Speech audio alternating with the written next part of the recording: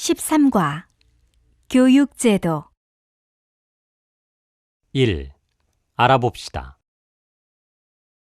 1번 내용을 듣고 들은 내용이 의미하는 단어를 골라 쓰십시오. 1. 국가에서 정한 법에 따라 일정한 연령에 이른 아동이 반드시 받아야 하는 보통교육을 말합니다. 한국에서는 1949년 교육법이 만들어지면서 시행되었으며 한국의 이것은 중학교까지입니다. 2. 어떤 자격에 필요한 지식이나 학력, 기술 등이 있는지 검증하기 위하여 실시하는 시험으로 정규 학교에 진학하지 못한 사람들에게 계속 교육받을 기회를 제공하는 것입니다. 각급 학교의 졸업 또는 입학 자격을 위한 학력을 인정해주는 시험입니다. 현재 이것은 중학교 입학 자격, 고등학교 입학 자격, 고등학교 졸업 자격의 세 분야로 나뉘어 시행되고 있습니다. 3. 과학, 외국어, 농업, 해양, 예술, 체육 등의 분야에 대한 교육을 하는 학교를 의미합니다. 과학고등학교, 외국어고등학교, 예술고등학교, 체육고등학교, 국제고등학교 등이 이에 속하며 최근에는 일반적으로 과학고등학교와 외국어고등학교를 말할 때 주로 사용됩니다. 2번 대화를 잘 듣고 질문에 답하십시오. 1. 한국의 고등학생들은 학교에서 보통 몇 시까지 공부해요? 보통 오후 9시까지 해요. 그럼 그때까지 수업을 받는 거예요? 아니요. 정규 수업은 4시나 5시쯤 끝나고 저녁에는 스스로 부족한 부분을 보충하는 야간 자율학습이라는 걸 해요. 2. 준영 씨는 영어를 정말 잘하는 것 같아요. 혹시 어학연수 다녀왔어요? 아니요. 외국어 고등학교를 나왔어요. 우와, 외국어 고등학교는 들어가기 어렵다고 하던데 공부를 정말 잘했나 봐요. 그건 아니고요. 어릴 때부터 영어를 좋아해서 다른 과목보다 열심히 공부했어요. 3. 한국도 국립대학에 입학하려면 따로 시험을 보나요? 아니요. 국립대학이나 사립대학에 관계없이 대학 수학능력 시험과 내신 성적으로 대학에 가요. 베트남은 따로 시험을 봐요? 베트남은 대학 입학 시험만 있고 점수에 따라 자기가 원하는 대학에 입학할 수 있어요. 그래요? 한국과는 입시 제도가 다르네요. 3번 내용을 잘 듣고 질문에 답하십시오.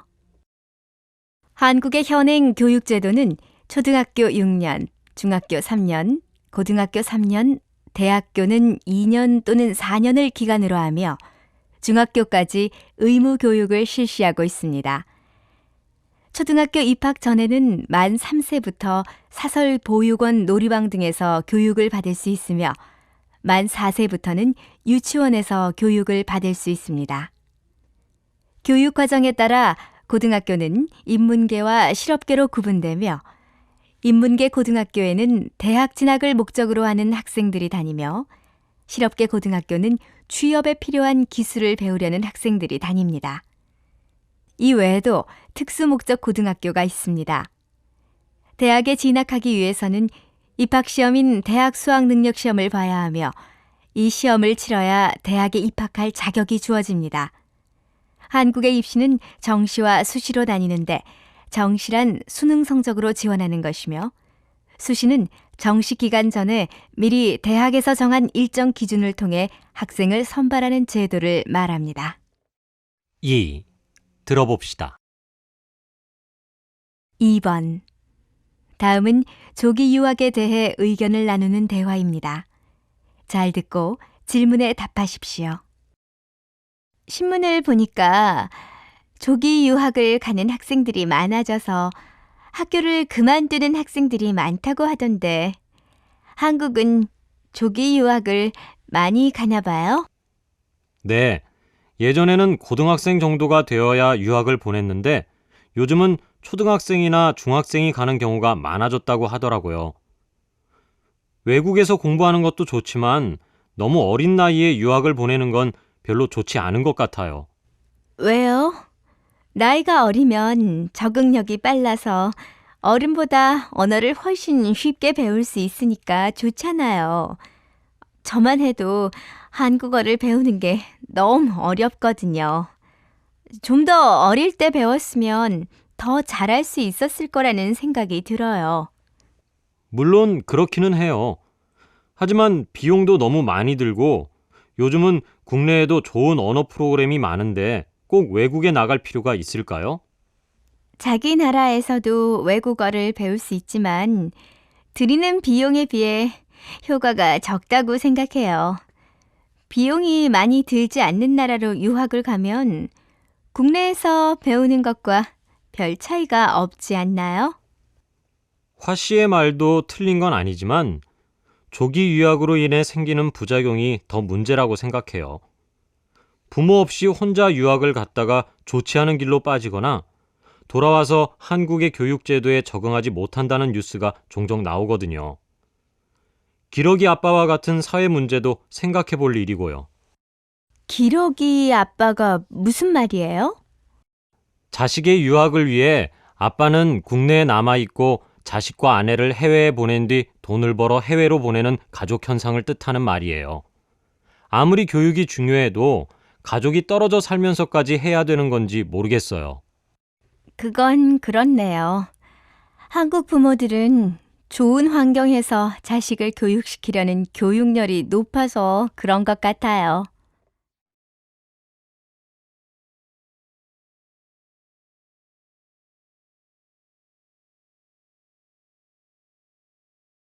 1. 알아봅시다. 1번. 내용을 듣고 들은 내용이 의미하는 단어를 골라 쓰십시오. 1, 국가에서 정한 법에 따라 일정한 연령에 이른 아동이 반드시 받아야 하는 보통 교육을 말합니다.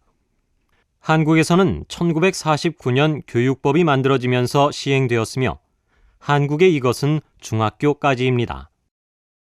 2, 어떤 자격에 필요한 지식이나 학력, 기술 등이 있는지 검증하기 위하여 실시하는 시험으로 정규 학교에 진학하지 못한 사람들에게 계속 교육받을 기회를 제공하는 것입니다. 각급 학교의 졸업 또는 입학 자격을 위한 학력을 인정해주는 시험입니다. 현재 이것은 중학교 입학 자격, 고등학교 입학 자격, 고등학교 졸업 자격의 세 분야로 나뉘어 시행되고 있습니다.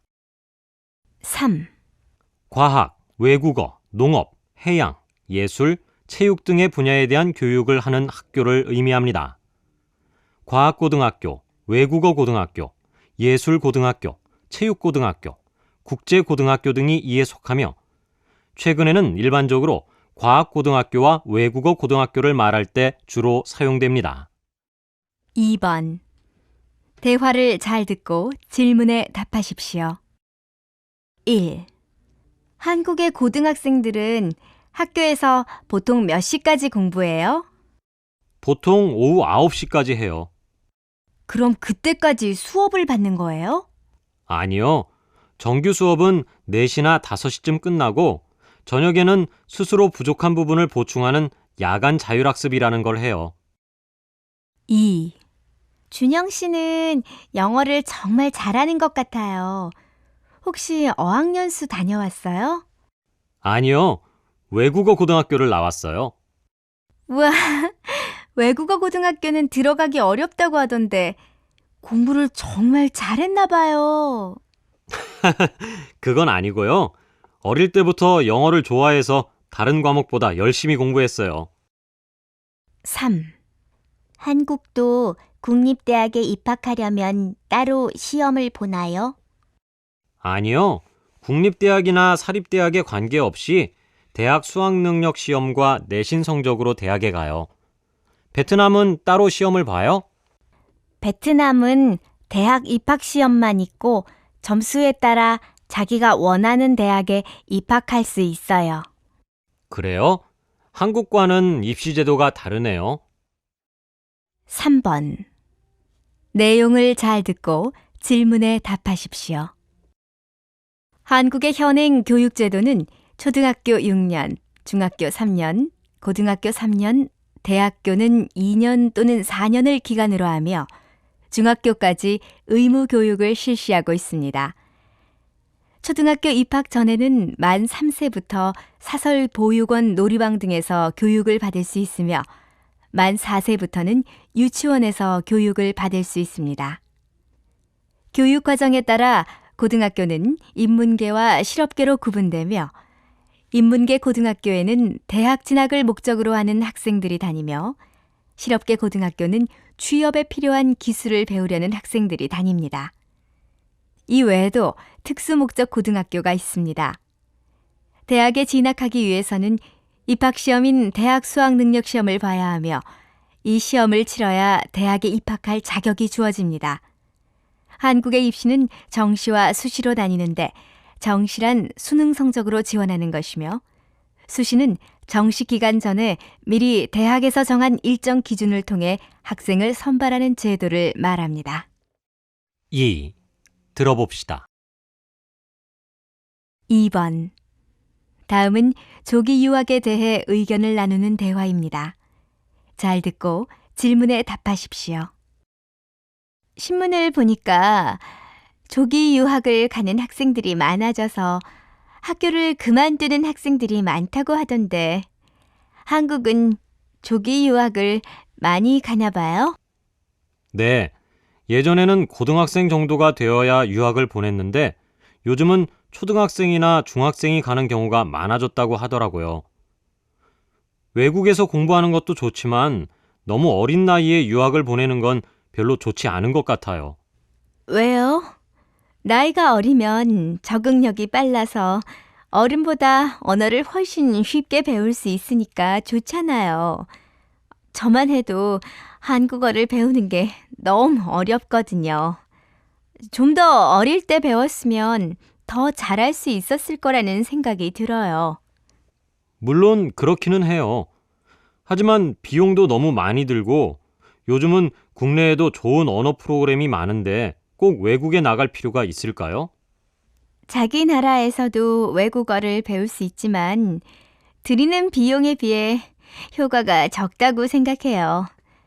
비용이 많이 들지 않는 나라로 유학을 가면 국내에서 배우는 것과 별 차이가 없지 않나요? 화 씨의 말도 틀린 건 아니지만 조기 유학으로 인해 생기는 부작용이 더 문제라고 생각해요. 부모 없이 혼자 유학을 갔다가 좋지 않은 길로 빠지거나 돌아와서 한국의 교육제도에 적응하지 못한다는 뉴스가 종종 나오거든요. 기러기 아빠와 같은 사회 문제도 생각해 볼 일이고요. 기러기 아빠가 무슨 말이에요?